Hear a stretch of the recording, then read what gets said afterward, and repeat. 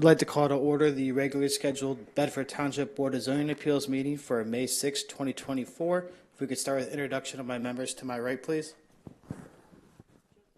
Jody Rector, Planning and Zoning. Phil Goldsmith, Township Attorney. Katrina Ingram, Planning and Zoning. Dennis Kohler, Building Inspector. Jeff Wilson, BZA Alternate. Kyle Dersch, Chairman. Bob Potter, Vice Chair. Mike Passenger, member. Joe Gore, Township Trustee Representative. Thank you. If we could all stand for the Pledge of Allegiance, please. Allegiance to the flag of the United States of America and to the republic for which it stands, one nation, under God, indivisible, with liberty and justice for all.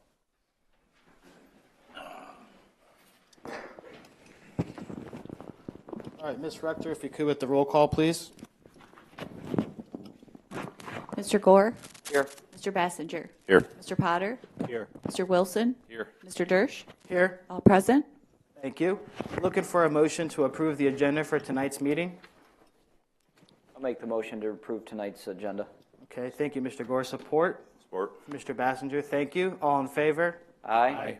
All right, moving forward to approval of the minutes from the March 4th, 2024 meeting from those of us who were present. Looking for a motion on that item. I'll make that motion. All right, Mr. Gore, I think support for Mr. Potter. Yes. All in favor? Aye. All right, moving down to new business, item 6A. Looking for a motion to open the appeal of Kevin and Dawn Wittenberg at 8069 Monroe Road, Lambertville, Michigan, requesting a variance to construct an accessory building to be located in a front yard. I'll make the motion to open that appeal. Okay, motion for Mr. Potter, looking for support. Support.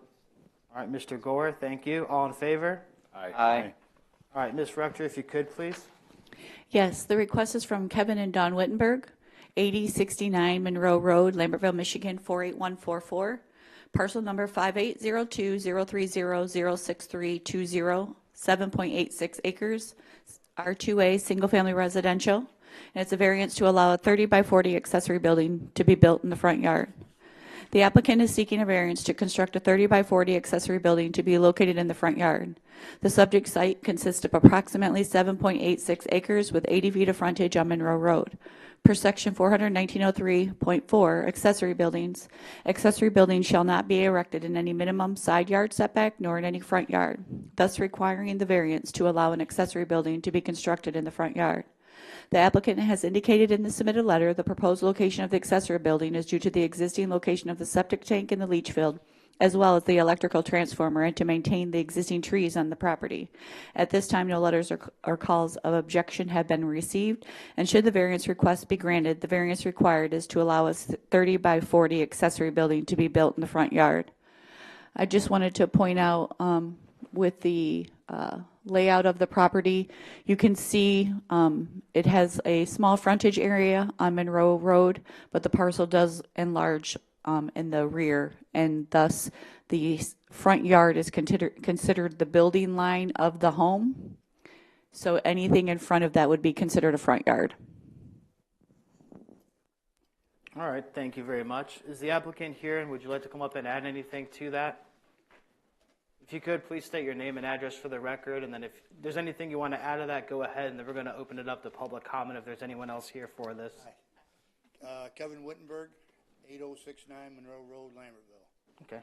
And it's just that I've had that turnaround there for 20 years, so there's a cement base there, or a stone base, I should say, and if I do move it anywhere else, for one thing, I can't put it on the north side of my house. And the south side, I would have to cut down probably 30 trees. And like I say, I've already established a turnaround, and I've had stone there for like, I don't know, 10, 15 years where I've parked. So, and I'm way off the road. Actually, nobody can even see the building, even from my neighbor's house. Okay. That's what I got. Okay, thank you. Is there anyone else in the audience that wants to speak on this item? All right, seeing none, we'll look for a motion to close the public hearing on this item. Motion to close the public hearing. Motion for Mr. Wilson, support for Mr. Gore. All in favor? Aye. All right, sir, if you could come back up here, the board's going to have some questions for you as well, I'm sure.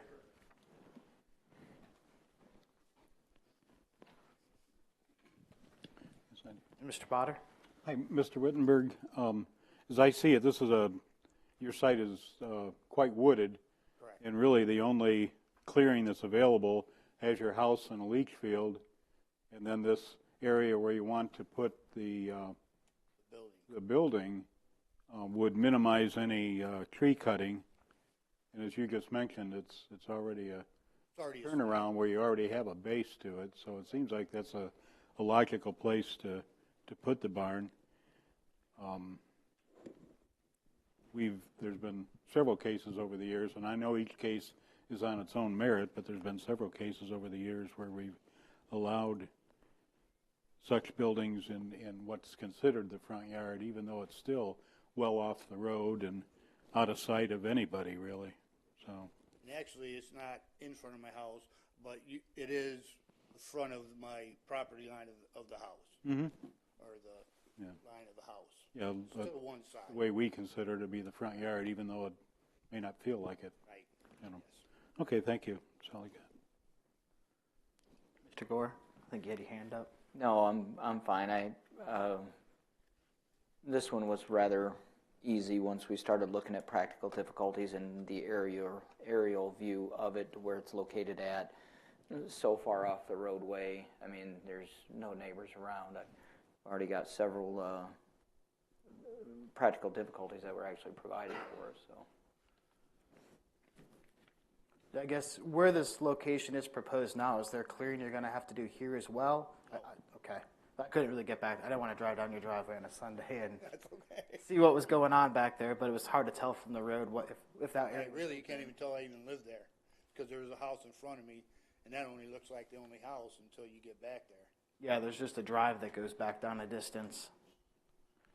And then this diagram's correct that your leach field is off to the north side of the house, it looks like? Yes, that and an electric transformer. Okay.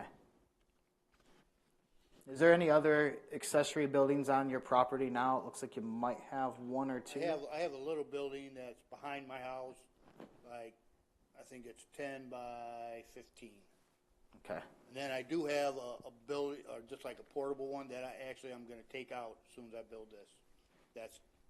It's in front of my house, but it's just like a little 5 by 7 building on blocks.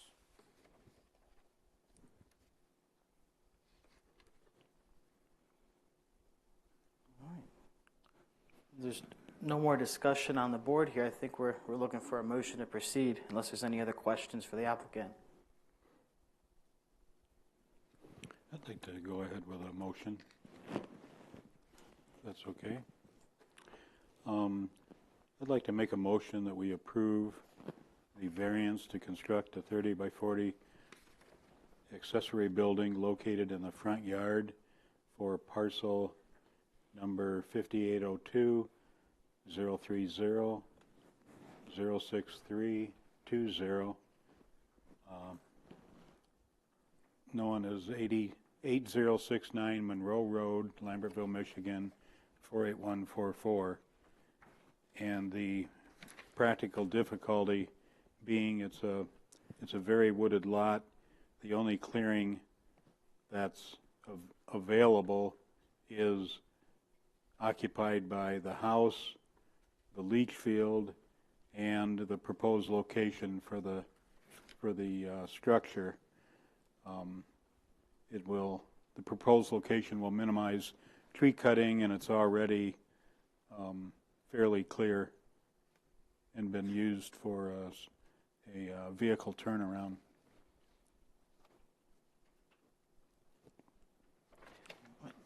I'll support, and the only other practical difficulty I had, you nailed them, Mr. Potter, leach field, septic tank, but also location of the electrical transformer. Okay, all right. Okay. That's fine. Mr. Potter accepts. Is there any other discussion or amendments to the motion as presented? All right. Hearing none and seeing no questions, we'll go ahead and move forward with a vote. Mr. Gore. Aye. Oh, I'm sorry. Mr. Potter. Aye. Mr. Gore. Aye. Mr. Bassinger. Aye. Mr. Wilson? Yes. Mr. Dersch? Yes. Motion carried. Thank you. All right, thank you. You go ahead and if you want to stick around for the rest, feel welcome to. If not, I think Jody will follow up with you. All right. Moving down to the next item on our agenda here. Looking for a motion to open the public appeal for the Fisher Meadows LLC located at 8180 Secor Road, Lambertville, Michigan. Property subject thereabouts 3845 Nepper Drive in Lambertville for various frontage requests. I'll move to open. Support. Appeal. Support for Mr. Gore. All in favor? Aye. Aye. Motion carried. Ms. Rector, if you could, please. Yes, again, the applicant is Fisher Meadows LLC, 8180 Secor Road, Lambertville, Michigan. Steve Nagy, 3845 Nepper Drive, Lambertville, Michigan. Vacant land located on the east side of Adler Road and west of Nepper. Parcel number 5802-019-08820, approximately 11.68 acres, R2B, single-family residential. Requesting a variance on proposed parcel 1 of a 50-foot road frontage variance, parcel 2 a 50-foot frontage variance at the stub end of Nepper Drive, parcel 3 a 50-foot frontage variance off of Adler Road, and parcel 4 a 50-foot frontage variance off the stub end of Nepper Drive. Also a variance for parcels 1, 3, and 8380 Adler Road to permit one driveway to serve 3 single-family dwellings. The existing parcel consists of approximately 11.868 acres with 60.80 feet of frontage on Adler Road and 60 foot on the stub end of Nepper Drive. The applicant is seeking to split the 11.68 acre parcel into 4 parcels with the remaining plus or minus 3 acres to be combined with a combination restriction agreement to lot 31, 3923 Nepper Drive located within the Cottonwood Lane subdivision. Per section 400-1800, Schedule of Regulations, a minimum of 80 feet of road frontage is required in an R2B single-family residential district. The applicant has submitted a plot plan showing parcel 1 and parcel 3 resulting with 30 feet of road frontage on Adler Road and parcel 2 and parcel 4 resulting with 30 feet of frontage on the stub end of Nepper Drive. Therefore, each resulting parcel requires a 50-foot frontage variance to meet the requirements by ordinance. As shown on the submitted plot plan, proposed parcel 5, a plus or minus 3 acres, will be combined with lot 31, 3923 Nepper Drive, Cottonwood Lane subdivision. This portion of the request does not require a variance, but the information is being provided to include all intentions for the entire property moving forward. Should the applicant move forward with the land combination, it would require a determination from the Township Board on a combination restriction agreement. The applicant has stated in the submitted letter from his engineer advising of several hardships of the property from moving forward through past development submittals. The Planning Department researched past development submittals and located the following information. A submittal to develop the land into an 11-lot subdivision in 2005. Township Board granted several extensions of final plat approval for Fisher Meadows, and the last extension was granted on August 6, 2013, since has expired. In 2017, a new submittal and review of the tentative preliminary plat of Fisher Meadows, Plats 1, 11 lots, Plat 2, 20 lots, never came to fruition. Lastly, a submittal changed to a preliminary PUD in 2018. However, that submittal was withdrawn in 2018. The applicant advised each of these submittals were possible but required extensive work to be able to develop, and the review of additional information of his letter is included. Therefore, at this time, the applicant is requesting the submitted variances to begin the process to move forward with creating 4 parcels utilizing the existing road frontage on Adler and the stub end of Nepper Drive. Should the variance request to utilize the stub end of Nepper Drive be granted for parcels 2 and 4, a request from the applicant to the Township Board to transfer the 2-foot reserve strip will be required, and per section 300-501 number 8, any title insurance required for the street access reserve strip when it's being transferred by the township to include an adjacent approved street extension shall be paid for by the proprietor of the new subdivision or developer of a new street in an unplatted property and not by the township. As shown on the submitted plot plan, the intent for the existing home and the proposed 2 parcels off Adler Road is to have a shared private driveway. Per section 419-14, number 2 permits 2 single-family dwellings to be served by 1 driveway. Therefore, as its existing home stated 8380 Adler Road has a recorded easement for the ingress egress, a variance to allow the proposed 2 additional parcels to extend and serve off the existing 1 private driveway is required. At this time, the Planning Department has received no letters or calls of objection to the request. Should the variance request be granted, the variances required are proposed parcel 1 and 3 and 8380 Adler Road to be served by 1 private driveway. Parcel 1, a 50-foot frontage variance off Adler Road. Parcel 2, a 50-foot frontage variance off the stub end of Nepper Drive. Parcel 3, a 50-foot frontage variance off Adler Road. And Parcel 4, a 50-foot frontage stub end off of Nepper Drive. Any motion to grant the variances request shall be contingent upon a submitted land division application to be reviewed and approved through the assessing department and submitted to the township board for review and approval as the requested proposed parcels exceed the 6-to-1 depth to width ratio permitted by ordinance. A submitted request from the applicant to the township board for a decision to transfer the 2-foot reserve strip to the applicant to move forward with the land division, and a review and approval from the Bedford Township Fire Department on the proposed access for compliance for the proposed driveway off Nepper Drive as submitted. The applicant shall comply with any and all additional fees, applications, and requirements to continue the request forward.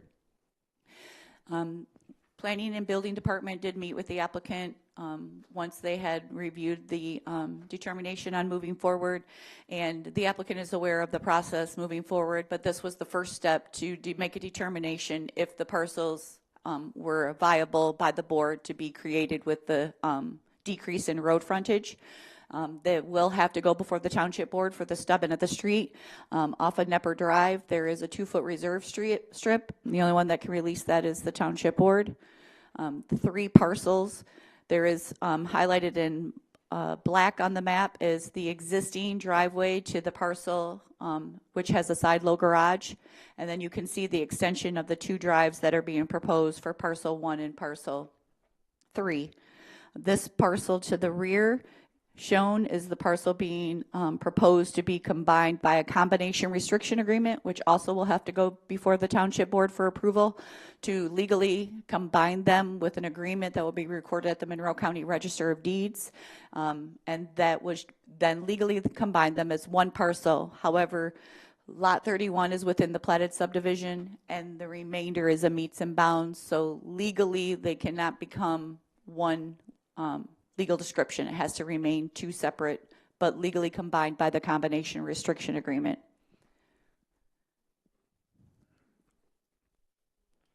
Thank you. Is the applicant here? And I guess briefly, if you want to add anything to that, then we're going to open up to public comment, and then we're going to come back to you for more questions. Sure. Greg Feller, Finch & Associates, 1683 Woodlands Drive in Maumee. I guess I don't really have a whole lot to add. Just, kind of reiterate, we've tried to develop this in a couple different ways before, 11-lot subdivision, 6-lot subdivision, and really at the end of the day, we just feel like this is the best proposal for the site. We're creating fewer lots, larger lots that kind of fit in better with the lots on Adler.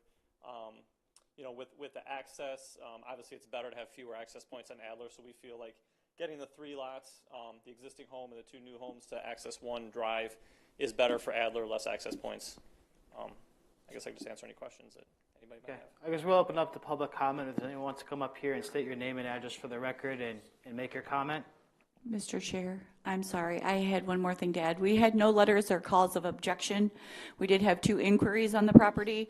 One, if there was any way to provide some kind of construction access where the homes would be, construction would come off of Adler Road and not through the subdivision. And the other question was, should Nepper Drive have a SAD with parcels 2 and 4 be required to be included? And once we have further discussion, I'll let Mr. Goldsmith speak on those 2 comments. All right, thank you. All right, hearing no one coming forward for any comment, we'll go ahead and look to close the public hearing. I'll look for a motion. Motion to close the public hearing. Mr. Gore, support for Mr. Potter. All in favor? Aye. All right, sir, if you could come back up, I'm sure there's going to be a couple questions here for you. I'll let whoever's ready go first. Mr. Potter? I'm sorry. I don't believe the public kind of understood they have to come up in between there. Okay. We can go ahead and look for a motion to reopen the public comment. Motion. Mr. Gore, all in favor? Aye. All right, if you'd like to come up, state your name and address for the record. Sorry about that. Everyone was being shy tonight. Normally they're jumping at the gun to come up. Hi, I'm Debbie Knabb, and I live at 8264 Adler Road in Lambertville. And so can you actually show me, like, because I'm not very happy about you want the construction mostly to come on Adler Road to even begin with and not through the subdivision. I'm not happy about all this to begin with, to be honest. I guess that's news to us. We just found out that that was a request. It sounds like someone called in and that was just a comment that was made. Yes, it was just a comment that was addressed to the Planning Commission if there was an option for that. However, keep in mind, it's not a platted subdivision or a planned unit development. It's going to be 2 homes built off Adler and 2 homes built off Nepper. That was just a question from a resident regarding the access, if it could be off of Adler Road. 2 of them will definitely have road frontage on Adler should the request be granted. So it would be it's a total of 4 homes being proposed, would be 4 lots. Okay. Yeah, so I guess they're single-family homes, so there will be, I don't know that we can even necessarily dictate that as a part of this discussion. Mr. Goldsmith can probably weigh in. Do we not leave anything as to wildlife, farmland? I mean, Bedford wants to build, and it's like, come on. So real quick, are those the plots 2 and 4 coming off of Nepper Road? Would those be addressed as Nepper Road addresses? That's where their road frontage would be if this variance request is granted, and I'll kill 2 birds with the same stone. With respect to any special assessment district for road improvement for Nepper, those lots would be the same as any other lot in that platted subdivision on Nepper Road. They would be benefited by a special assessment district to improve the road, and therefore they would be assessed just like any other parcel within that platted subdivision if Nepper Road were to be improved through a special assessment district. So I think that answers your questions, Joe. With respect to the citizens' request, this property is zoned for residential homes and residential construction or development, and therefore through the Planning Commission's efforts and our zoning ordinance and our master land use plan, they can be developed for residential use. So all the properties perk? We already know that since? Well, I believe, and maybe our building official, Dennis Kohler, can address this, but I believe, or maybe the gentleman from the engineer's office, I believe they may have public utilities available or can be made available. Is that accurate or inaccurate, Dennis? I believe the subdivision has city water and city sewer. So the developer could, at the developer's own cost, extend sewer and water and natural gas, and therefore the parcels would not have to perk. Because we on Adler, we do not. Actually, the city water ends at the end of my driveway. Okay. So, and maybe the engineer can address that issue, what the developer's plans are. Would you, does the developer plan on extending city water and sewer from Nepper for all of the parcels? Yes, the plan is to bring taps in for parcels. Okay, for both Even water on and Adler. sewer? Right. Okay. So if you extended water and sewer for what's been identified as parcel 3 and parcel 1, you probably don't have any plans to extend it farther to Adler to service any part of Adler Road? Correct. It would just be taps brought in to service those 2 lots. Okay. Does that answer your question? Yeah, still don't want anything. Sorry. Oh. No. If I went to live in the city, I'd go to Toledo. Well, I understand your concern. This board understands your concern. Development pleases some, and it doesn't please other people. And it's always the competing the competing land use issue is, you know, how do you satisfy folks who are already there, and if there's a different land use, how do you balance the ownership rights of the respective owners? So the answer in this case is that it's properly zoned for residential development, and it's on the master land use plan for residential development. So the question is, and how many homes can be developed? So this, believe it or not, this entire site, when they first started, called for pretty dense residential development. How many homes, Jody? I believe 31. 31 homes when they started. So not that it should be any comfort to those who live there, you know, if they want to see the land kept the way it is, but it reduces the density significantly. Well, yeah, because I know they went by and they wanted us to pay for the city water to go down there, and we all said no. Well, you should not have to pay for that.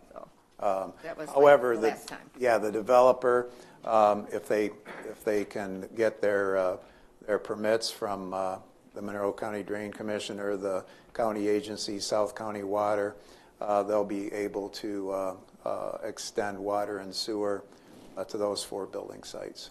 So you plan on Adler too with the city water going through? See. I got a quick question for you before you step down. You're on the south side by a couple parcels. Is that where your address is located? I am south side, about 6 parcels down. Okay. Because I didn't see your address on our map here, so I just wanted to make sure we Thank goodness I knew about it though. knew where you were at. So. Okay. So, Kyle, while we're talking about this, I have a couple of comments that I think are very important. Number one, the developer has to understand that the reserve strip on Nepper is under the control of the township board. That is an older subdivision, and that reserve strip should be titled in the name of the township, so that only the township board can transfer that to the developer that would allow access from Nepper into this proposed development. That's point number one. I think Jody did a really good job of explaining it and explaining it to the developer. The other point I wanted to make, 2 points actually. If this is approved, I'm suggesting that the board make it an absolute condition that when building plans are submitted and they show where the homes are going to be constructed, that our building official has to approve, not just work with or make suggestions, has to approve the drainage plans for each of these parcels to hopefully ensure that there won't be any water cast off onto adjoining parcels, surface water, and that there's an adequate drainage plan that's in place.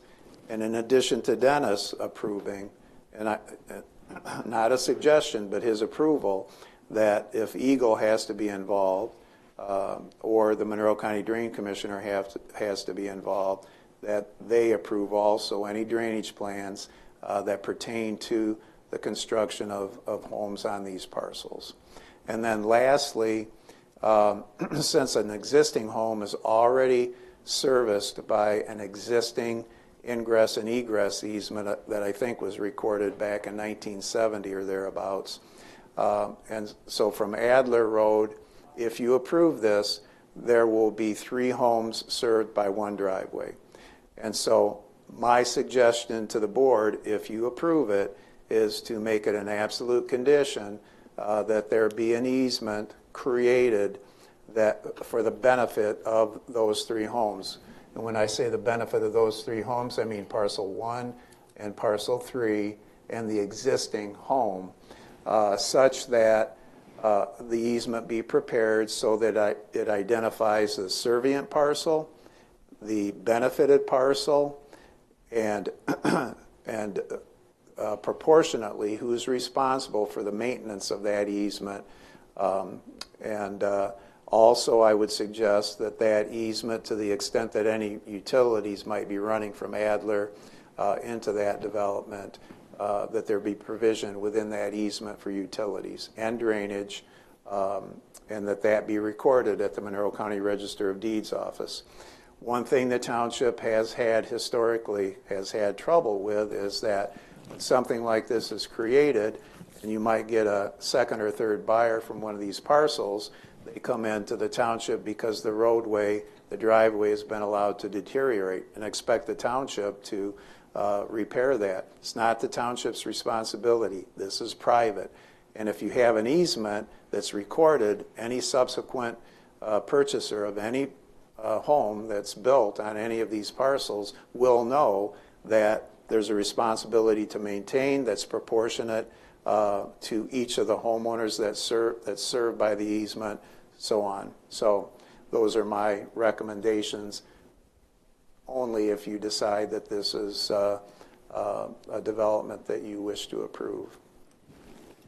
So, Phil, real quick, with the 3 homes, and you're talking about easements serving one driveway, would they almost, and this was brought up in another meeting with the PUDs, and do we need to close the meeting first before we close the public hearing? Yeah. Okay. Jody Then I'll save until we close. And we can, I jumped the gun because we were on the subject, and thank you. And that might cause other people to want to speak. So those are things that I feel are important if you're so inclined to grant these variances. Okay. Is there anyone else that would like to come up for the public comment portion and make their comment for the record? All right. Seeing none, we'll go ahead and look for a motion to close the public hearing. Make a motion to close. Mr. Bassinger. Support. Support from Mr. Gore. All in favor? Aye. Aye. All right. Public hearing is closed. Sir, if you could come back up, we'll go ahead and move forward. I think Mr. Gore had some additional questions or comments. Well, there's a lot going on here. There's a lot with different parcels, Nepper Road versus Adler Road, and I understand what they want to do, but the 3 parcels, one driveway serving 3 parcels, so would they have to form their own possible HOA because 20 years from now somebody's doesn't want to be involved in repairing the road, somebody else does? Do they do their own SAD?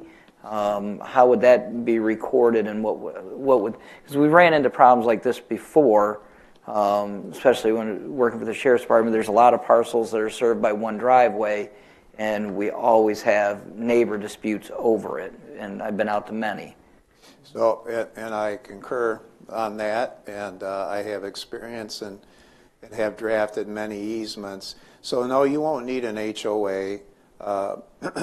All of this can be handled with the careful drafting of an easement that provides for ingress and egress, that would provide for utilities, and that would state who among the 3 property owners and in what proportion are responsible for maintenance of the driveway, and so forth. So I've prepared many of those types of easements. That easement's then recorded at the Register of Deeds office. It is also on file here at the township. And if a dispute arises as to who's responsible for the maintenance of that road, or in what proportion, whether it be shared or otherwise, if it's properly drafted, that will answer all of those questions. If they run the utilities from here, it needs to be recorded. Yeah, and Jody pointed out that if the developer plans on running utilities such as water and sewer, electric, natural gas from the Nepper Road side, that there obviously will have to be a recorded easement for all of those utilities.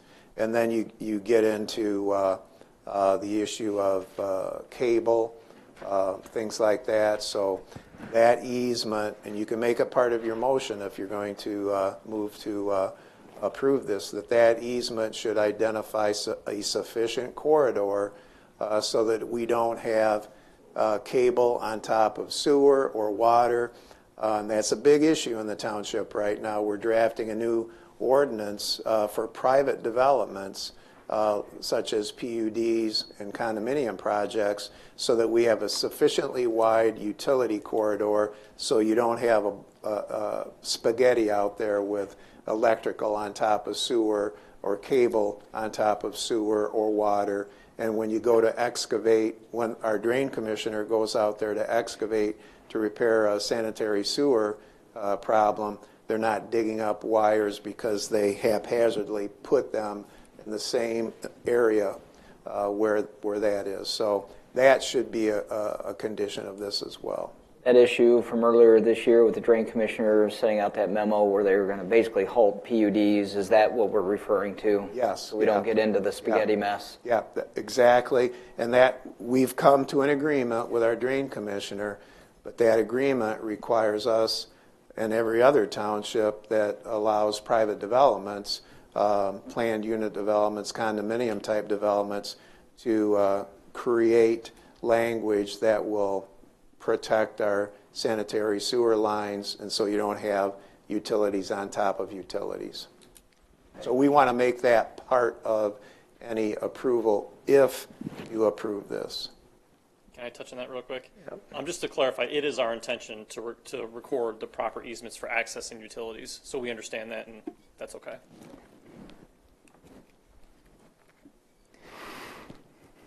I still haven't heard practical difficulties yet, so I'm waiting.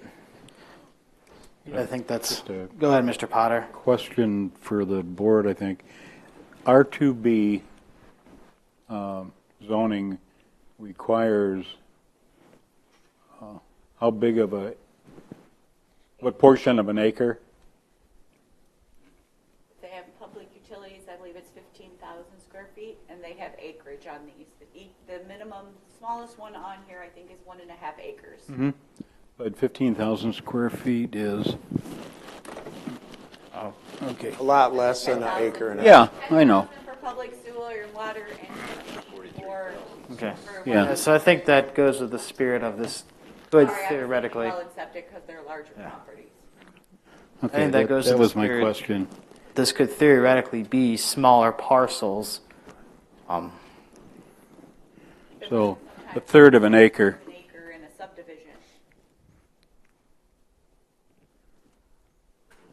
And then also, I saw something in our package that for parcels 4 and 2, the fire department had input on turning radius and whatnot for their equipment so they could get in and out should fire or emergency vehicles. Yeah, and we did provide an exhibit with the application that shows the turning radius, so we'll make sure there's appropriate turning radiuses for.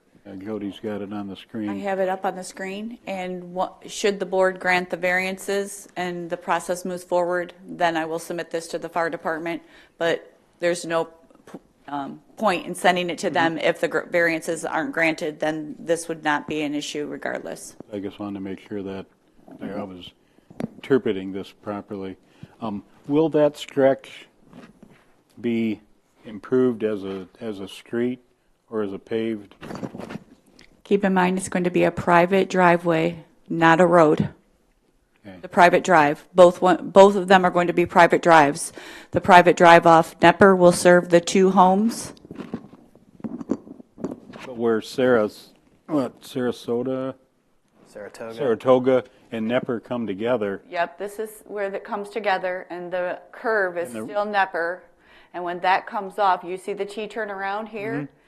One private drive will go here, and then one private drive will go here. They will have to put in the T-turnaround to allow access of hard surface. And then if the driveway is gravel, then it can be gravel to the driveway to the home. But for the portion that is legally Nepper Drive, that'll be paved. That'll be the T-turnaround to tee off to both the drives. Yeah, Yes, it'll be paved. I think Mr. Potter's point is not in very good shape. I drove back Sunday, and it's like a gravel drive. I don't even know that I consider it paved. It almost looked like it went to a house. I didn't drive down it very far because I didn't want to end up in someone's yard necessarily.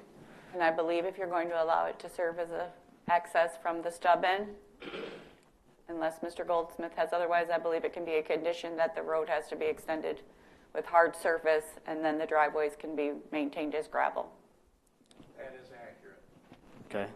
I guess I'll start asking some questions here. I guess one of my questions is about the road. Why don't we extend the road all the way out? I mean, that would eliminate a lot of this issue with frontages if Nepper Drive was extended down further. Is that considered an option, or why was it considered as viable if it was an option? That was considered, I believe, in one of the applications, basically extending Nepper, doing a cul-de-sac. It obviously brings up a lot of other issues that would have to be worked through. But that now you're getting smaller lots. We would probably do lots that are smaller that meet the zoning. So now you're increasing the number of lots, you're increasing the traffic. So at the end of the day, we kind of felt like this was a better use of the property and impact to the neighbors.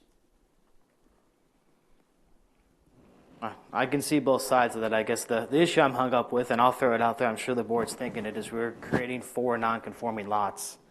You know, we try to avoid doing that if we can, and here we are looking at a proposal that has every single lot non-conforming.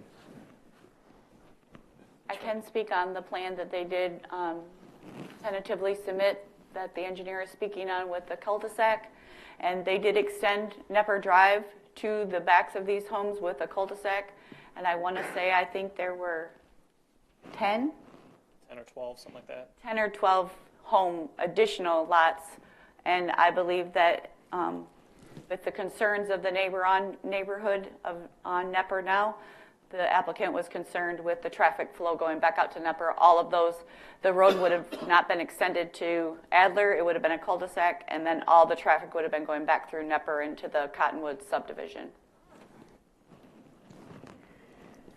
They're non-conforming on frontage, but they're huge lots when you're out there. Conform to Ag 2. Well, and I guess So it's not just the frontage, it's all the other steps that now has to happen at the township as well to make this move forward. There are a lot of potential hangups. I'm sure you're aware of this. We've hit on those already. I think that there's a lot of other roadblocks that could potentially stop this.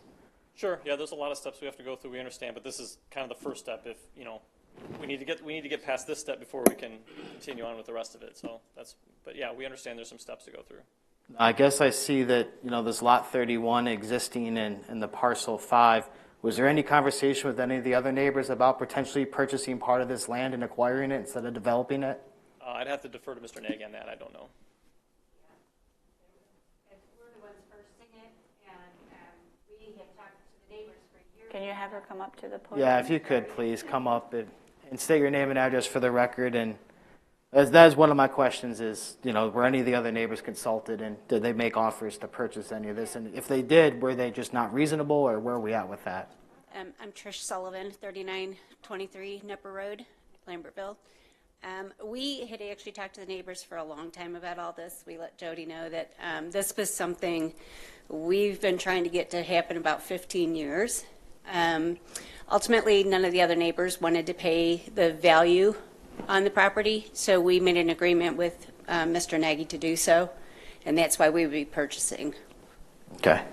We would like to eventually just put like a garage and stuff back there, and I know that one of the ladies here was concerned about the wildlife, and we're actually trying to maintain that property as we have for quite a few years. After it stopped being farmed, you get stuff to where next thing you know, you have trees and saplings and things that are encroaching your property that not everybody wants. So we do make sure that the animals are going to have what they need back there and stuff, but the other neighbors that this would affect and stuff, they're all on board with what's happening. So. Okay. Okay. Thank you. Thank you. Well, Mr. Potter, do you have one more question? Yeah, go ahead. I get one more only? As many as you want. No, it's not really a question. I'm just looking at it that you got 11.6 acres of R2B. So at 15,000 square feet per, you could get as much as 30, maybe roughly 30 homes back there. Now, granted, you'd have to develop streets and everything like that, which is a huge expense. And rather, what they're doing is taking that acreage and splitting it up into 5. There'd be 4 new homes, 5 lots. Each lot is roughly, it averages a couple acres. So instead of many homes at a 1/3 acre apiece, they're getting 4 more homes at 2 acres. So I would think that this layout is preserving as much as possible an open area that's consistent with other parcels on Adler. Maybe not as big as the two that show up here, but I don't know. The person has a right to do what he wants with property as long as it fits the zoning. And that was kind of it seems like what they're doing here is proposing something that has the least impact on the neighborhood. It's going to be some, but it's much less impact than what could happen. And that was the properties.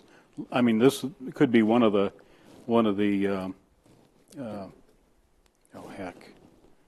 what's it called? Practical difficulty. The property is almost landlocked, 11.6 acres with roughly 150 feet of frontage. There's not, if a person wants to develop that, there's not a lot that can be done besides what's being proposed. Thank you. And that was part of our thinking. I know we're asking for some variances on this, but at the end of the day, we are proposing less lots, larger lots. So as you say, instead of putting 15, 20 homes in here, we're putting 4. So yeah, we're asking for some variances, but we feel like at the end of the day, this is a good proposal for the neighborhood. I think Mr. Wilson, you had your mic on next. Yeah, Mr. I just wondered if a potential practical difficulty or to consider would be the number of homes currently served by NEPR, and whether or not, I don't know, but whether or not there's a second entrance or exit from that area. It could be because I believe there's something in the township that, depending on the number of homes being served by a particular road, at a certain level, you have to have a secondary entrance or exit, right? It's fairly high. I think it's 90 odd or something like that. It's a fire code requirement. Right. Yep, and I'm not sure what it is, but keep in mind that this, the subdivision has Nepper Drive that comes off Summerfield, and it also has Cottonwood that goes to. Okay, then that's not a factor. I just thought maybe that's another difficulty where if, say 30 homes puts it over the number. Correct. And 4 doesn't. Just curious. Mr. Baxter, Mr. Gore. Yeah. He was first. I got a couple questions, I guess. One, can you explain to me the agreement between the platted lot and this other piece of property and how that works? You can't combine the properties legally? Between lot 31 and... Let me get wired up here. Yeah, Mike, it's what we've done in many circumstances. Number one, you're right. You cannot create, for instance, a meets and bounds description that would include the platted subdivision lot, because the Subdivision Control Act would require the subdivision to be replatted or modified or amended. So what we've done over the years is we create what's called a combination restriction agreement. And that agreement would be recorded at the Register of Deeds office. It would combine Lot 31, which is the platted subdivision lot, with Parcel 5, which is a meets and bounds description. And then that would be one lot on the township records, one tax bill on the township records, and neither could be, the lots couldn't be severed without approval of Bedford Township. So from now until someone came back and say, hey, I'd like to propose to the township that Lot 31 be severed from what's described here as Lot 5, it couldn't happen without the township approval. So it's going to be recognized as one lot, not part of the subdivision. Only Lot 31 is part of the subdivision. So it can be done legally, and it's recorded at the Register of Deeds office. So it could be transferred. Could it be transferred if they were to choose to sell it down the road? I mean, they could transfer it? Yes, that they way. can't, they could not sever it and transfer it separately. It all has to be transferred going forward as one lot that would include the meets and bounds description and the platted subdivision lot.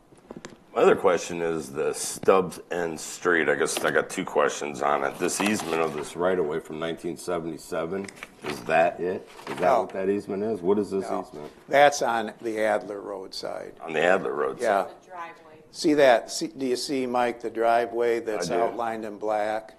That's a rough description of that easement that was recorded back in 1970, which provides ingress and egress to that existing home from Adler Road. So our ordinance allows a private driveway to serve 2 homes. If you want to serve more than 2 homes, it requires a variance, and that's one of the variances that the applicant is requesting here. And that's why I tried to go into great detail about the easement for ingress and egress that would be detailed and state who's responsible for maintenance, set forth utilities. If utilities were to be run off of Adler Road, I suppose it's possible that cable or fiber optics or some utility like that could be run off of Adler.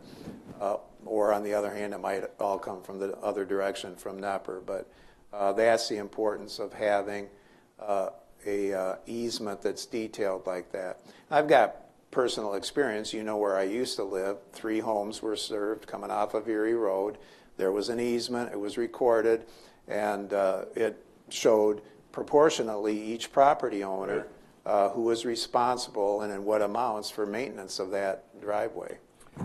And it protects everybody, you know, I guess If it's down the written road. properly, it does, yes. You know, I look at all this and there's a lot of variances here, you know, but I guess in my own mind, I'm thinking, you know, this was kind of created by, you know, people buying properties all over. This is an oddball piece of property, and in my mind, this is a good fit for it, because if you were to develop it, like you say, you'd have 30-something houses back in here, and it'd be, but I struggle with 2 things. One, and I guess maybe it's 35 years ago, I walked into the township and wanted to get frontage on the end of a dead-end street, and Dennis Jenkins just said no and sent me packing.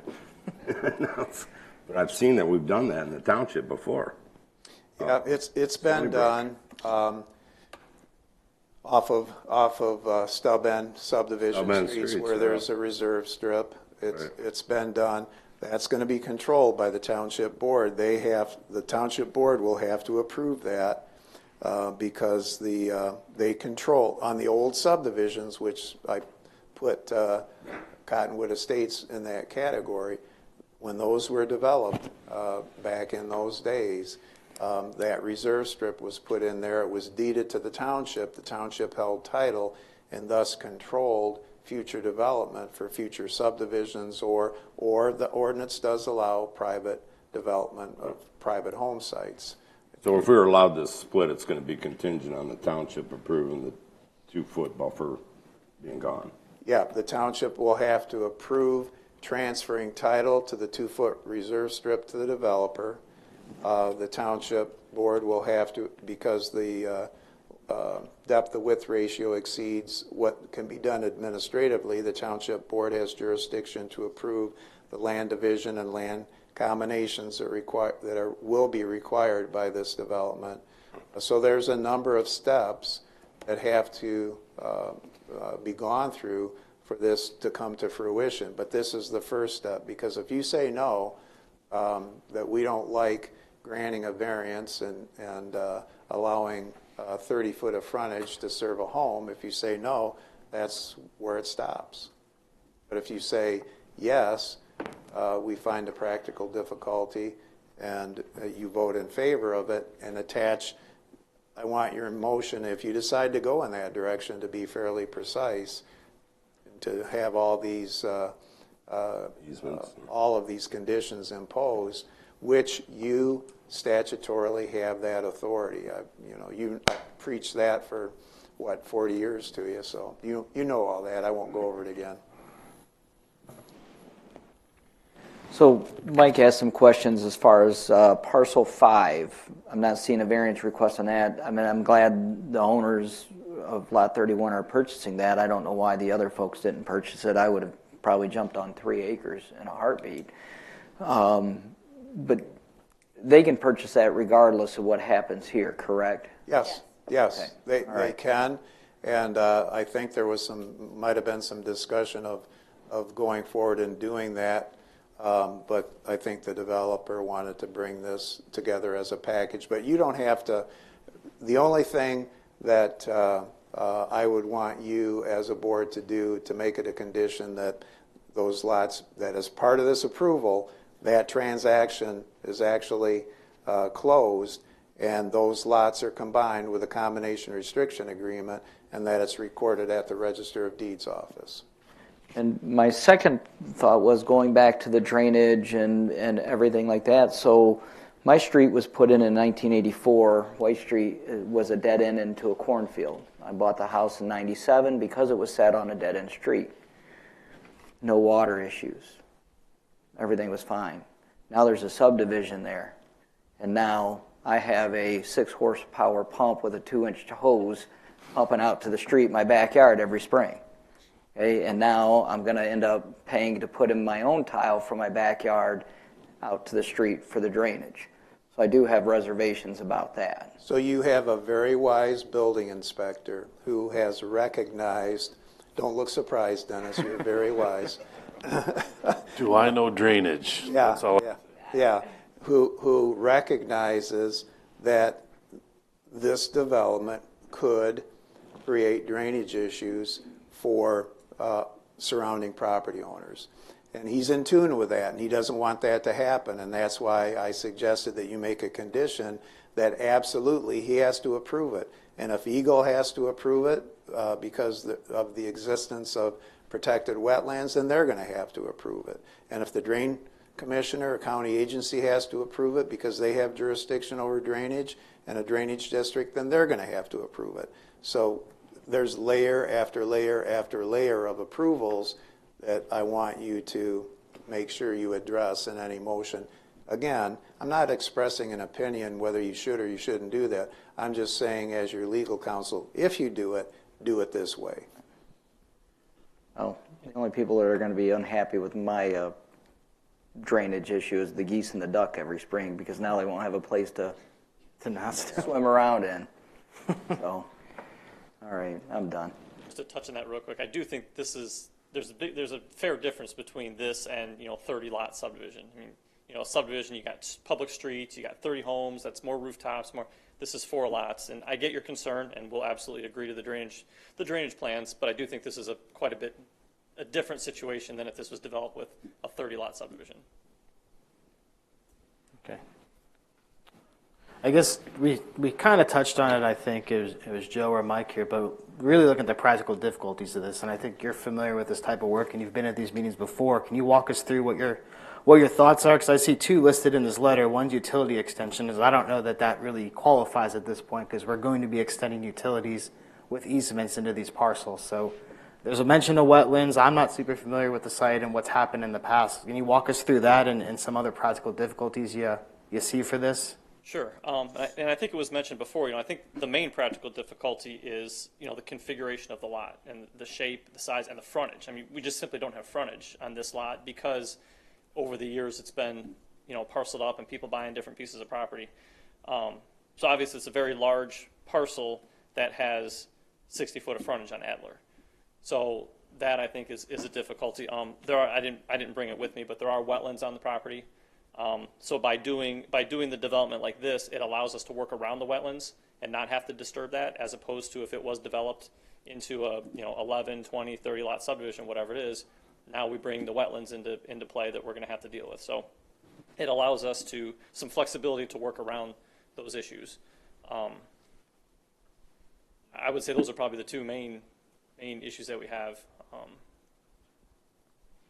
So I would say that the existence of protected wetlands is a site characteristic that if you chose to approve this, that could be used as Well, it is a practical difficulty on how a parcel is going to be developed, site characteristics, the existence of protected wetlands, and that they wouldn't be disturbed. And you make that a condition, that any wetlands that are protected and identified by Eagle as part of the development of this parcel would be protected. And that goes right along with what Dennis is saying in terms of drainage and what his expertise would bring to the project in terms of oversight. One quick question as far as utilities, they don't have to run water and sewer to these parcels. They could do well and septic systems. I mean, they're plenty big enough to do. I don't even see the water. I don't know if South County Water or Drain Commission would even let you run water over towards Adler Road unless you could loop it somehow. They'd probably make you put 4 meter pits right at the end of the road, and you'd have to run 4 separate services to it. But yeah, that's what we were thinking. Just run services to each lot. Yeah. And yes, we could do it without sanitary water, but obviously the lots are more valuable if they have taps. So the intent was to just not mains, but just bring in taps for each lot. Yeah. And then just to touch on the wetlands thing, I just have a question because obviously he's going to sell these lots to home buyers that may or may not choose to do whatever they want with their property. Could the condition be that because if a home buyer, let's say, buys lot 3 and there's some wetlands on it and they want to do something, they're going to have to go through Eagle, get all the appropriate approvals and go through that whole process. We're not planning on doing that. But I don't want to necessarily restrict them 100% from ever doing anything with it. So I don't know if it can be worded that, a future homeowner would have to go through the proper procedures with Eagle if they were to. It's up to the board, but I think that's a reasonable condition as long as Eagle approves it. Right. Approves the modification of a protected wetland. If Eagle approves it and it doesn't impact off-site drainage, that would be a reasonable condition. Okay. The things that we're most concerned about is that we're not impacting property owners that are off-site and casting water off onto their parcels, that they have to deal with it. That's just not fair to the people that don't have current problems that could be created by development. Correct. So that's a reasonable condition. Again, it's up to the board. Yeah, and I understand that, and like I say, we are developing large lots that give the ability to work around the wetlands. I don't want to hamstring a future owner from doing something they may or may not want to do. I don't know. Have the wetlands been delineated at all by Eagle? I think Has that been done? A long time ago? 20 years ago. Oh. So it'd have to be definitely redone. It might have to be redone by. Or would they have to if these were individual residential parcels? I think what Mr. Bassinger's asking is what triggers Eagle to do this, and how do we know that if we split these parcels that someone's just not going to go develop it and not consult Eagle? Make it a condition.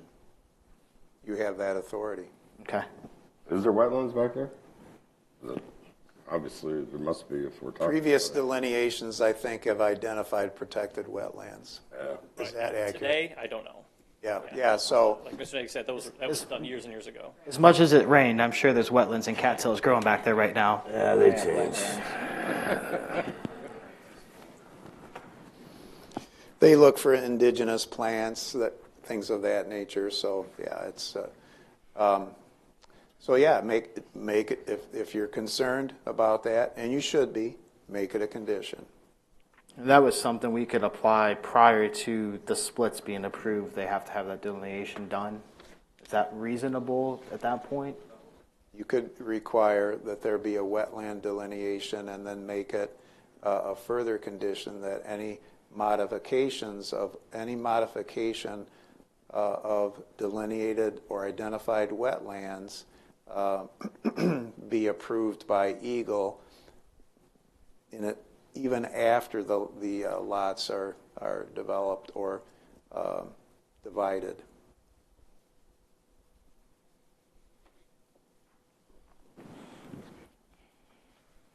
I think Mike was on to something there, that if the land divisions are approved and the depth to width ratio is approved and all the other approvals are eventually approved, that could take Eagle out of it. Just make it a condition that you have a delineation, you know where the wetlands are, and then Eagle has to be consulted on each lot as to what can or cannot be done with the wetlands. But the overriding security is with your building official that any drainage or drainage that he requires in connection with the construction of a residential building unit on each lot has to be approved by him, and he will work in consultation with our engineers if necessary, with Eagle if necessary, with our drain commissioner if necessary, to mitigate drainage problems for off-site locations.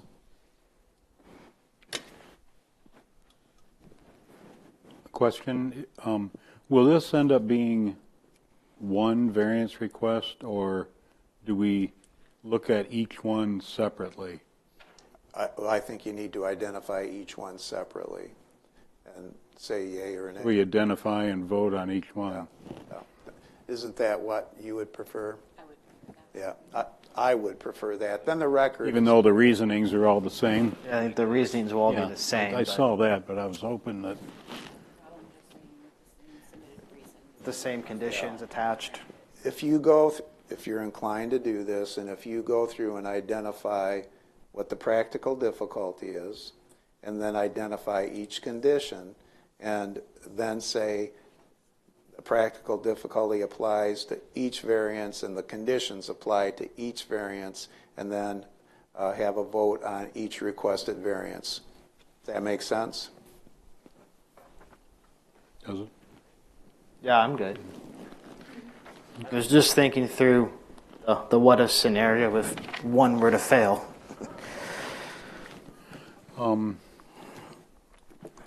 I'd like to give it a shot.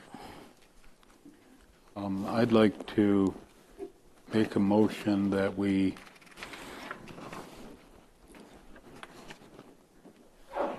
approve the requested variances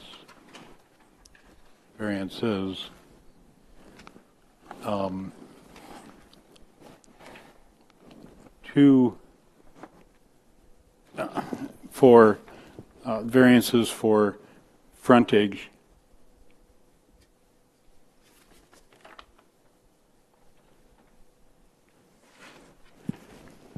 with two practical difficulties. One, the identified wetlands that have to be protected puts a restriction on where and how many homes can be developed. And the second practical difficulty is the property is almost landlocked, so the access from public roads are limited. There's 11.68 acres with only roughly 150 foot of frontage total.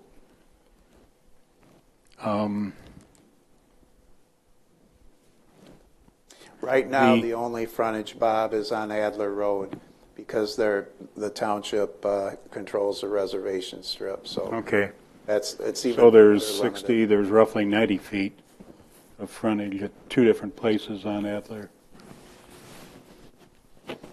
Just to clarify, Mr. Potter, you're looking at a 50-foot frontage variance for parcel 1, 2, 3, and 4. Is that what we're considering in this first motion?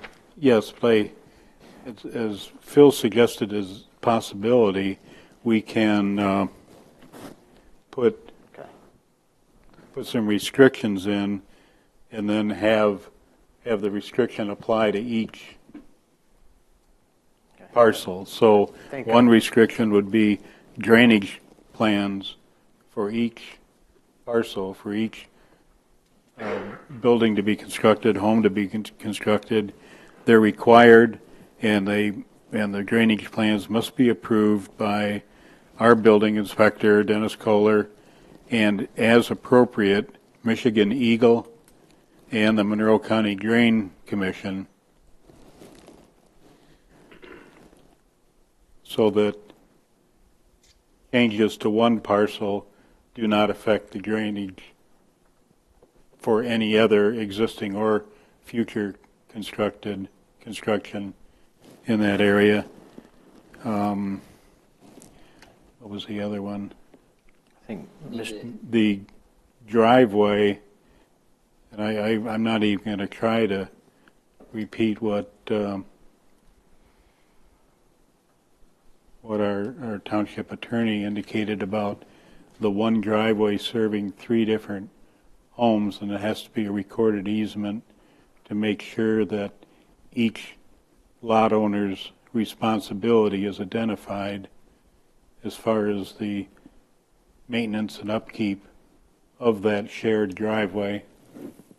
We'll identify the servient parcel and the benefited parcel and the respective responsibilities of all of those property owners in the upkeep and maintenance and the use of that easement, including utilities if required. Mm-hmm. And to make sure that it's identified that it's not township responsibility, it becomes a property owner's responsibility because it is a private drive.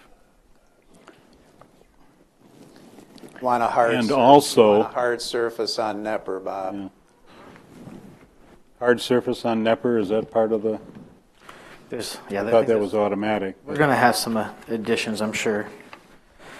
And then the existing lot 31 and parcel number 5, I thought there was some discussion on. Just that that when that closes, the sale of lot 5 closes, that it will be required to be connected to lot 31 by way of a combination restriction agreement that will be recorded at the Monroe County Register of Deeds, such that lot 31 cannot be sold without lot 5 and lot 5 cannot be sold without lot 31. Okay. And that all these conditions apply each to parcel 1, identified as parcel 1, parcel 2, parcel 3, and parcel 4. I think Ms. Rector is going to stop us here and tell us that we have to vote on each parcel separately, correct? Motion them separately and vote them separately for the record. I think Ms. Ingram is getting them separate, going to separate them. We're okay as long as the board agrees and we make the motion, and we'll take a roll for each parcel. But having what Mr. Potter is saying, we know they're for all parcels. But request. I've given this a shot to start, and I'm certainly open to additions from other members of the board. I think all the language at the end of the discussion here from Ms. Rector about the assessing department approval, the township board approval for the 6-to-1 depth ratio, the 2-foot transfer needs to occur at the township board. The fire department needs to perform their review on any proposed access roads for compliance, and that the applicant is responsible for all fees for all applications and et cetera that have to happen. I think I would like to personally clarify the wetland discussion. I think as we discussed, that we'd like to ensure that delineation occurs prior to the split of the parcels, and that that's recorded with the split to ensure that any future work done on these parcels, Eagle is consulted and they approve of the work that's done to ensure we're not impacting the wetlands that are there.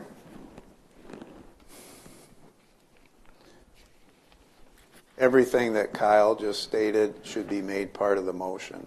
If that was your intent, that should be made part of the motion. So we don't have a second yet for discussion, but that all should be made part of the motion. Sorry, jumping ahead. I guess we'll look for support and we'll go ahead and add the amendment. Spit it out before I forget it. Yeah. So can we get support for Mr. Potter's motion? I support Mr. Potter's motion as stated, and I suppose we have some Accept my discussion on the amendments. amendments. So I guess, is there anything else that the board feels is relevant that we'd like to add as an amendment to this, or any conditions? I guess we'll consult our attorney that we may be forgetting or overlooking. Does it make sense on so a lot of the things that were said were specific, were common with parcels 1, 2, 3, and 4. Parcel, I'm just trying to make sure I got the numbers here right. There's a couple of parcels the ones to the east, right, that there's an issue or a contingency or an exception to where the 2-foot strip needs to be addressed, right? But that doesn't impact the ones to the west. And in the same way, right, you have the 2 parcels to the west that are not impacted by the strip on Nepper Drive, but there's an issue or something that needs to be addressed with the drive. So when we're going through voting on each one, are they exactly the same? You know what I mean? Do you need The ones on the, off of Adler, right? Mr. Wilson is implying that those have road frontage and they're seeking a variance. The ones off Nepper are going to be contingent upon a determination from the township board on a 2-foot reserve strip. Yeah, to me, everything's the same, except. I'll define that when I make. Okay, yeah, except you have the strip for the 2 and the drive for the other 2, right? Okay. I guess devil's advocate here on some of this is this plan can still change slightly between the time that we vote on it and the time that it's fully presented, correct? Plan changing? The lot lines could shift and things could potentially change, or are we voting on this absolutely as it stands and this is gospel? You're voting on the frontage. You're providing a 50-foot road frontage. That cannot change because they only have that amount of road frontage. They only have 60 feet on both roads. So the lot sizes can change, but the road frontage would have to remain the same. And the only reason I say that is if there was a change in the T turnaround, if that needed to be widened from the fire department standpoint, but it would still only have 30 feet of road frontage for each parcel. Based on the right-of-way that's there. Yep. I think I got a couple questions or address. yes. So Cottonwood and Nepper, that's a platted development, correct? Correct. Should there be anything in there as far as the road commission goes on that section of road that they're going to be adding in there? I mean, should that be built a certain way, or can they just put asphalt in there? Or? Well, it was part of the motion that be a hard surface. You raised a good point that It's a public road, though, right? The T turnaround. Well, it'll be an extension of Nepper, and the T turnaround needs to be a hard surface to accommodate rescue vehicles. Fire, we don't know the size of the homes that will ultimately be built, but we may need to get our aerial truck in there if they're 2-story homes. And so the T turnaround will have to be approved by the fire chief to be of sufficient width and sufficient radius that will accommodate that various fire apparatus. So you raise a good point, Mike, and that is that hard surface, you can make that condition that it be built, that T turnaround be built to the standards that would ordinarily be required of by the Monroe County Road Commission. Just to clarify, the T turnaround is not a public street. Correct. It'll be a private drive. Right. I would request that if you're going to make that in the motion, make the T turnaround constructed as approved by the fire department. Because obviously we'll make it thick enough to hold a fire truck, but we don't want curbs and sidewalks and all that stuff. I wasn't, implying all that. I just didn't know because of that stub street, if it is a public road, if the road commission would have any jurisdiction on what you did at the end of their road, basically. I would agree with that. When you build on property, you typically got to get a driveway permit. It may require, if they're going to extend it and you're requiring hard surface to finish out what is considered Nepper to the 2-foot reserve strip onto the next parcel, may have to go to the road commission. I see the point there. And we did discuss, I believe, that these parcels would be a part of any future potential special assessment districts because they have frontage on Nepper. So they would be responsible for their share of cost sharing in the future. That's my opinion because they're benefited. I mean, if the township board approves the transfer of title to the 2-foot reservation strip to the developer, then those parcels will be benefited by any special assessment district that the Nepper Drive folks or the that subdivision might approve, and they should be assessed accordingly. And that will be the legal opinion that will be given in the future should a special assessment district ever be developed. And just to clarify, we're not intending to build 2 foot of public street and then the drive. We're intending to just connect our driveway to the end of what's there today. Obviously, we have to cross the 2 foot buffer strip, which we'll get approval for. I think the opinion is that the road commission may still have jurisdiction on that 2 foot section and may have to approve a plan. Right, I just want to make sure we're not going to build 2 feet of public road, just to. I can tell you right now, the road commission is not going to accept jurisdiction over this T. They just won't. They don't want to accept jurisdiction or ownership over things that they don't have to. So from that standpoint, it should be built to a standard that's going to withstand the weight and the use for fire apparatus. Then I will tell you this: the road commission is not going to approve it, and the Nepper Drive folks are not going to pay to have it improved. It's going to be the responsibility of the property owners upon which that hard surface T is situated. They're going to, if it deteriorates, they're going to have to improve it. Road commission, I'm telling you right now, they're going to say, we didn't accept ownership of it. We didn't accept jurisdiction over it. It needs to be there for fire protection and emergency rescue measures, but we don't accept it. And so it's private. The private property owners are going to have to pay for any maintenance on it. And there will be an access easement over that drive as well, which will spell that out. Yeah, and that should be spelled out so that anybody who buys it now and builds on it, or somebody who buys an existing house in the future, can look at that easement that's recorded at the Register of Deeds office and know that that's part of their property subject to the easement, and that they'll have to maintain it. Right. So there'll be an access easement on both drives, the one off Adler and the one off Nepper. Right. Mr. Gore was next in line. So I just want to make sure we're checking boxes, Phil. And so I've got notes here.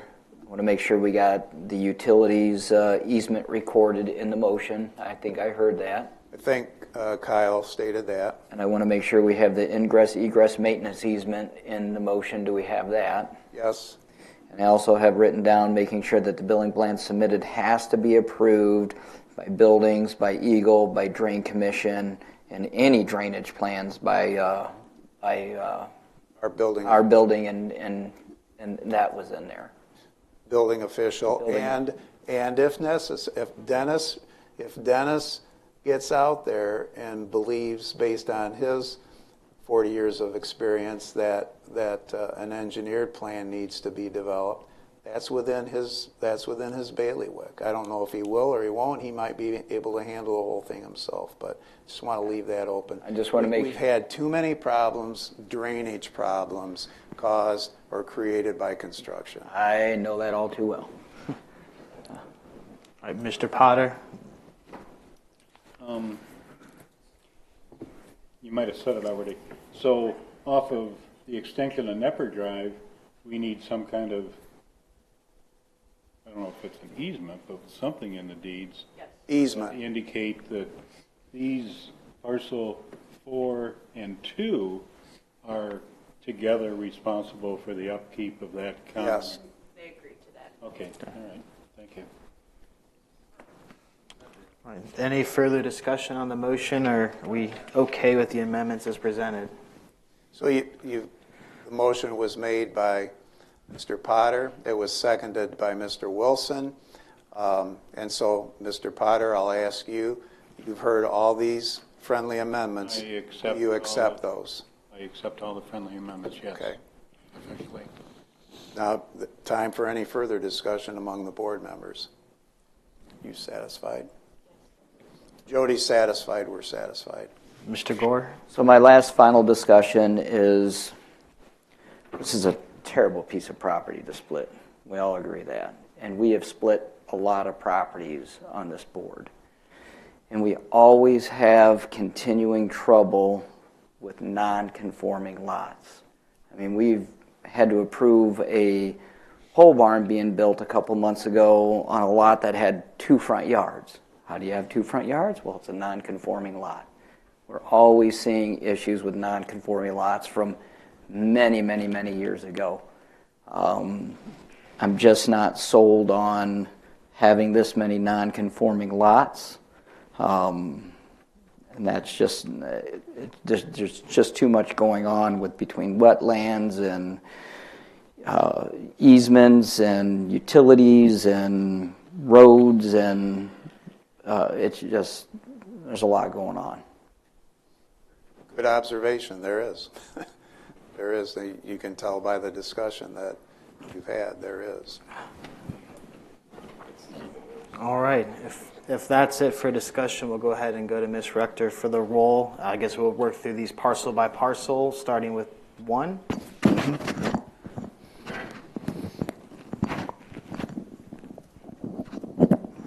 I'll start with the easy one first. Motion for parcels 1, 3, and 8380 Adler Road to permit one drive to serve 3 single-family home dwellings off of Adler. Mr. Potter. Aye. Mr. Wilson. Yes. Mr. Gore. No. Mr. Bassinger. Yes. Mr. Dersch. No. Motion carried. Parcel 1, a 50-foot road frontage off Adler Road. Mr. Potter. Yes. Mr. Wilson. Yes. Mr. Gore. No. Mr. Bassinger. Yes. Mr. Dersch. No. Motion carried. Parcel 2, to grant a 50-foot frontage variance off the stub end of Nepper Drive. Mr. Potter. Yes. Mr. Wilson. Yes. Mr. Gore. No. Mr. Bassinger. Yes. Mr. Dersch. No. Motion carried. A motion to grant a 50-foot frontage variance off of Adler Road. Mr. Potter. Yes. Mr. Wilson. Yes. Mr. Gore. No. Mr. Bassinger. Yes. Mr. Dersch. No. Motion carried. A 50-foot frontage variance to utilize the stub end of Nepper Drive for parcel 4. Mr. Potter. Yes. Mr. Wilson. Yes. Mr. Gore. No. Mr. Bassinger. Yes. Mr. Dersch. No. Motion carried. I believe that is all of them. All right. Thank you. I think Jody will be in touch with you as a follow-up. All right. We're moving down to item 6C, the appeal of Michael Cohey at 7763 Summerfield Road, requesting a plus or minus 192-foot square footage variance to construct a 24 by 32 accessory building. Looking for a motion to open that public hearing.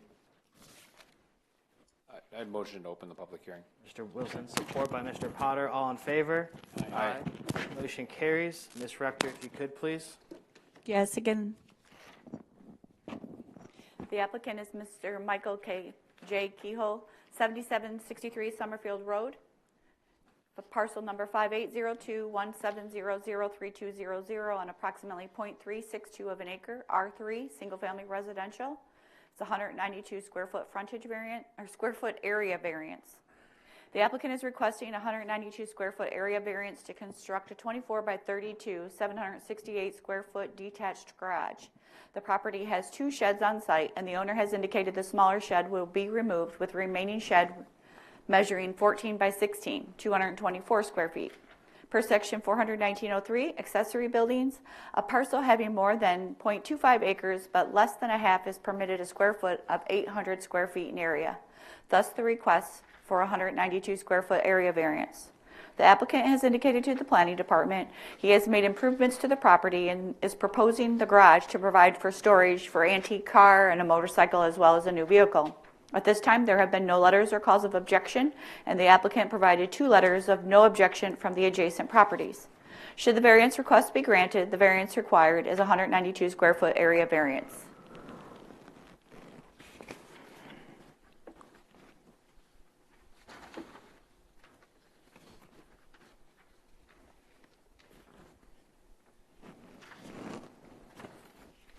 All right, is the applicant here and would like to come up and state your name and address for the record and add anything to that? And then we'll go ahead and open it up to public comment if there's anyone that would like to make a comment. Hi, my name is Michael Kehoe, 7763 Summerfield Road. And pretty much what she said was everything to wrap it up, except for the property's just too small to get to build on there. And I was just trying to get the variance to get a decent sized garage, because when I bought the house, it just had 2 sheds. And I fixed the house up real nice and tried to, I really want something nice for myself. The neighbors have a nice big garage on both sides and pools. But, I made sure that I talked with everybody that lived around me and asked them if they had any objection with me building a nice-sized garage there, just with a little over the variance. The one neighbor said he was going to put some bushes there. But he's fine. They're very good people, and it's very nice to know neighbors and get along with all your neighbors. Thank you. Is there anyone in the audience that would like to comment on this item? All right, seeing none, we'll go ahead and look for a motion to close the public hearing. I'll make the motion to close the public hearing. All right. Support from Mr. Potter. All in favor? Aye. All right. If you don't mind staying up there, I'm sure there's going to be a couple questions for you from the board.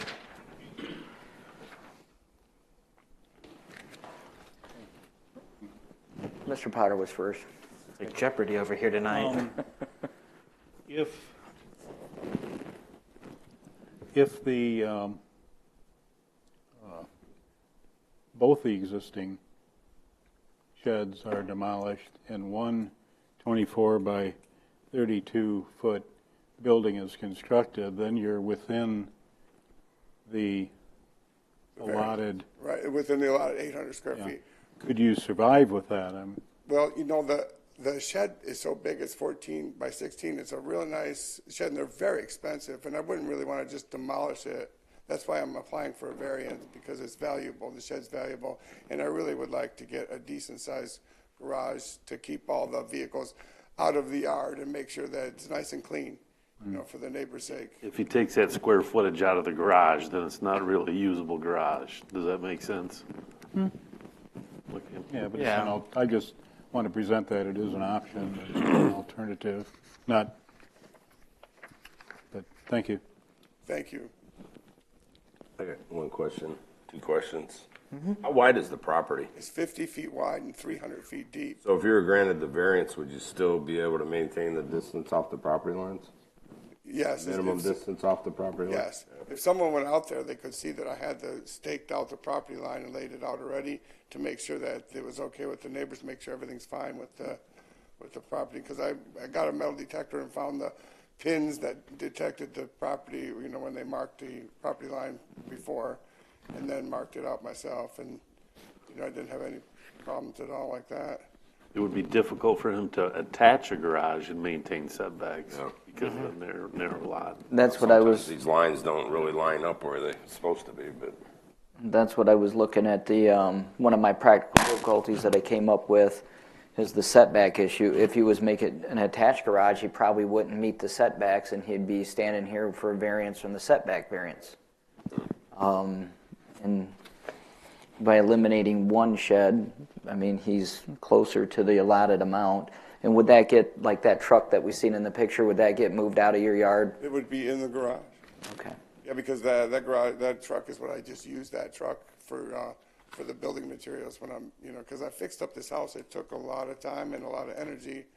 The house was in such bad shape that the whole perimeter was eaten out by termites on the whole foot of the bottom. I had to jack the house up and put a foundation underneath it, and then and I did all this work by myself. I jacked the house up alone and, built all these boards and slid them on little rollers and turned them up and had these big railroad jacks. And and the neighbor asked me how come I didn't jack it up higher. And I said, because I was doing it by myself. It's very dangerous. Very dangerous. One question I have, and this might be more for Dennis, is building height. With this 12-foot wall, it looks like, an 8-foot gable, is that going to cause any problems? 12 height variance? Height plus. It looks like they're proposing an 8-foot gable. I believe it's in the packet towards the end, right here. Yeah. So you got a 4-foot plus 12-foot. You have 16 feet. So he would need a 2-foot height variance probably. He's allowed 14 feet, so he would need a 2-foot height variance also. How set are you on the height of the You know what, that, it's irrelevant because I can make it 10 foot high. I could make the Or you walls could 10. make it a 4-foot roof, a 4-foot gable on 24 is still a 412. A 412. Yeah, if you went to a 412 So pitch. 4 you foot could in the make center it- and then 12 foot on that. Yeah, yeah. Right. Yeah, 412 pitch, and that would let you keep your wall height. And we understand most people want wall height for Don't they though? things with their vehicles and working on, whatever they do in their garage, and I respect that. So just want to make sure you weren't going to want to do this and end up with needing another variance. So just Right. get it out there I'm now. glad that you brought that up because I want to make sure it's right because when I did go over it, we added up the thing and it looked like 13.9 feet of that, but I can see right now that it's 4 plus 12. It's not 13.9. Yeah, and there's a formula, so it's Right. Dennis knows it very well. So we'd have to make sure that that's in the motion.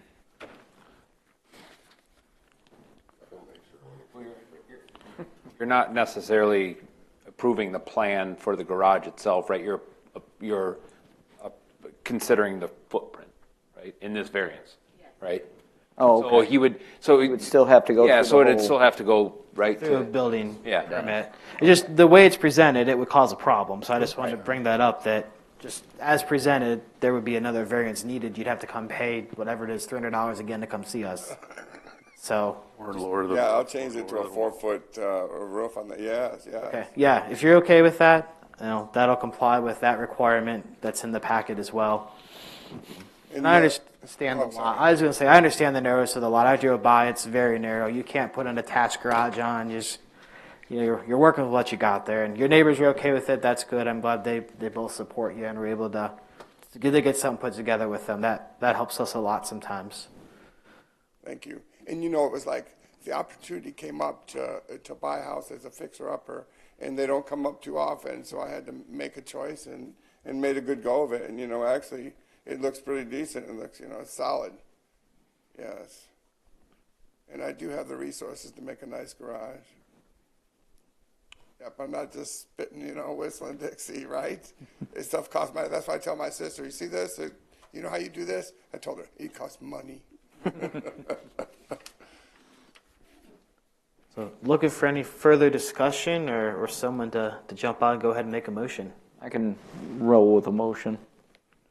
So I'll go ahead and make a motion that we approve the plus or minus 192 square foot variance for the address 7763 Summerfield Road, Lambertville, Michigan, parcel number 5802-170-03200. And the practical difficulties that I have listed is, number one, it's on a narrow lot, and number two, there's no room for an attached garage without even coming for an additional variance. Okay, go ahead and look for support to bring it to discussion. Support. Right, support. One comment I have for the applicant that I just came to my mind is, in addition to the height, there is a limitation of 2 accessory buildings on your property. Yes, the one we demolished.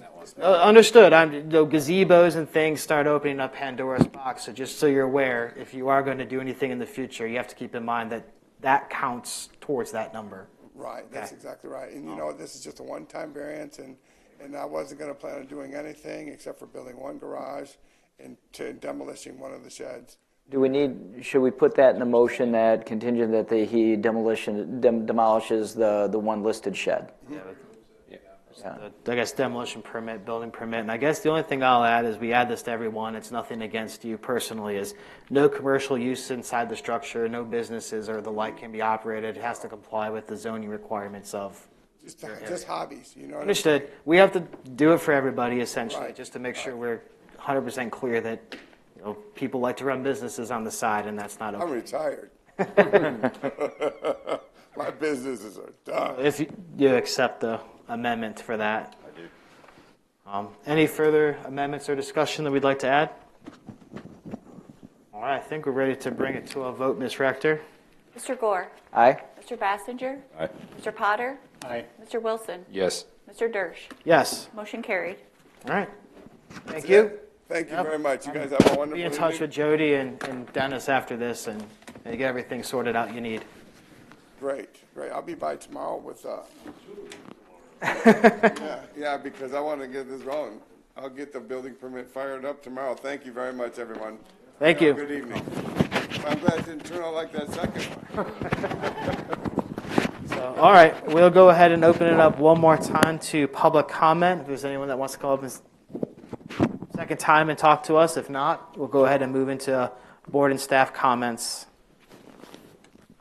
We do have a variance request for next month's meeting already. The deadline isn't till Monday, but there will be a meeting on June 3rd. So if you are unable to attend, please advise the planning department so we can reach out to one of the alternates. Other than that, very good discussion tonight. Thank you, gentlemen, and have a good evening. Ditto. I have nothing. I have nothing. A good discussion as always. I appreciate being up here with the board and the things we get to work through. Thank you, everyone. Nothing for me. Just again, great discussion, great board. I enjoy the discussion back and forth, and you know what? I've said it before, we just enjoy what we do up here. We'll be back here in June. So look at that. We'll look for a motion to go ahead and adjourn the meeting. Looking for support? Support. Mr. Wilson, all in favor? Aye. Motion carried. Meeting adjourned. Thank you.